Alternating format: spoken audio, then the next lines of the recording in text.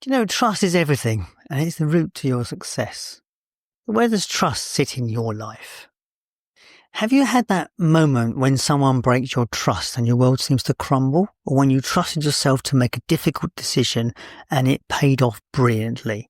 I remember at work hearing that a business colleague was bad-mouthing me behind my back, and it really, really stung something chronic when you realise that this person who I thought was a colleague was actually working against me. Didn't feel good, I can tell you. Today we're exploring the invisible forces that shape every relationship in our lives, and it's trust. While we rarely stop to think about it, trust is the foundation upon which everything is built. Everything meaningful was built by someone trusting someone. In the book Sapiens by Yuval Noah Harari, he explains how early humans shared stories to feel safe enough to make trade with strangers. For these early people, common religions, ideologies, they created mutual trust and enabled trade, alliances, support networks, and ultimately the diversification of our gene pool. Because, we built relationships with these people because we learned to trust them. Modern society is a testament to humanity's development over thousands of years of relative progress. All of this, our cities, economies and institutions have all been built on the principles of shared trust. Yes, there have been some blips along the way, but the trajectory is always clear. Now, most of you listening to this podcast live in a world of relative safety. The people you meet may not always be friendly, but they are generally not looking to attack you or take your possessions.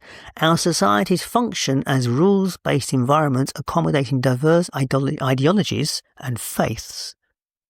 So while we don't consciously consider trust important, it is the invisible glue that brought society to where it is and where you are now. Throughout my business career, trust has been my anchor.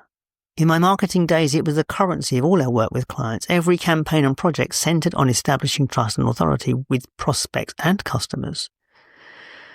The digital marketing maxim was always know, like, and trust. To build anything meaningful, you have to first have people get to know you, then communicate so they get to like you, and finally establish enough credibility so they trust you.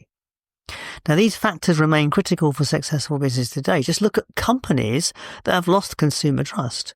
See how quickly that impacts their bottom line. There's a major company in the news at the moment that's feeling the full force of consumer mistrust.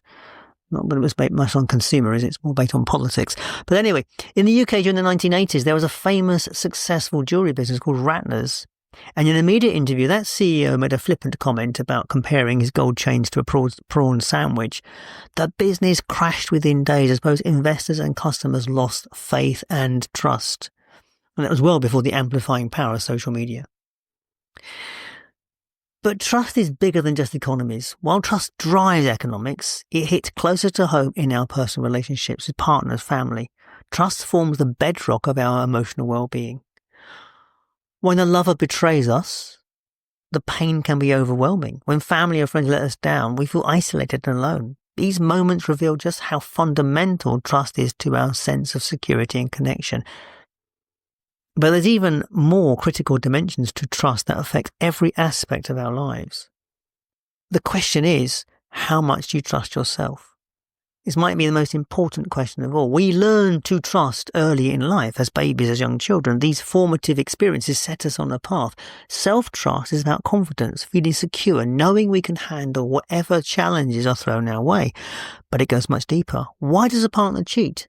And there could be many reasons, but some of it is actually a lack of trust in themselves. They expect their partner to betray them eventually, so they'll do it first. Having a solid foundation where we can be confident in our boundaries helps us foster healthy relationships. Confidence, self-image, self-esteem and resilience all stem from our ability to trust ourselves. So do you trust yourself? Here's a powerful exercise you can try in a journal. Start with the prompt, where do I trust myself? Now write a full page or set a timer for 10 minutes and see what emerges. And you can flip this exercise where I do not trust myself. And again, try again. 10 minutes of unfiltered writing. When I do this exercise, I find areas where I'm rock solid. My marketing knowledge, business acumen, coaching abilities. And there's the practical stuff like cooking or home repairs. I'm total clarity about my abilities and limitations in these domains. But I also have places where I don't trust myself. Being punctual has always been a challenge, as is controlling paperwork or keeping my desk tidy. Now, beyond journaling, there are powerful techniques you can use to strengthen your self-trust. Making promises and commitments to yourself. Make achievable commitments to yourself daily. Now, William H. Braven said, if you want to change the world, start by making your bed. It's about proving yourself that you can say you'll do what you will do and doing it every day. You could do an evidence journal. Every evening, document one instance where you successfully trusted your judgment or instincts and abilities. Over time, you'll build up a compelling case file that proves you are trustworthy and capable. Take an inventory of your relationships, noting where trust flows easily versus where it's strained. Often patterns of our external relationships mirror the relationships with ourselves. You know, we've all met people we trust instinctively or people we don't. Now, what is that about? You know, self-trust isn't about being perfect.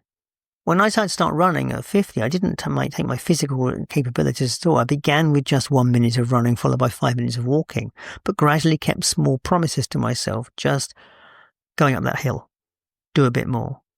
Even those small successes allowed me to eventually complete all of my running goals. But it's all about trusting myself, knowing that my body will rise to the occasion.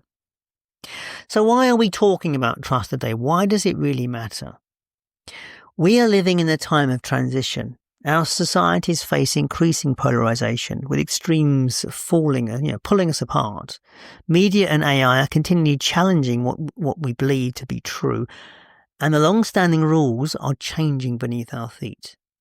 In this environment, it is resilience. Depends on our capacity to trust ourselves, to know our value, to discern truth from manipulation, to stand firm amid uncertainty. Trust is about keeping your word to yourself. When we break the bond, we feel untrustworthy, and that's the start of the slippery slope towards mistrusting ourselves and others. Building self-trust isn't complicated, but it requires intention.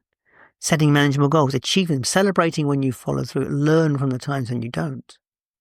So what small steps could you take today to build your self-trust? Perhaps it's something simple as promising yourself to go for a walk and doing it, or setting aside 10 minutes for a journaling exercise I mentioned above.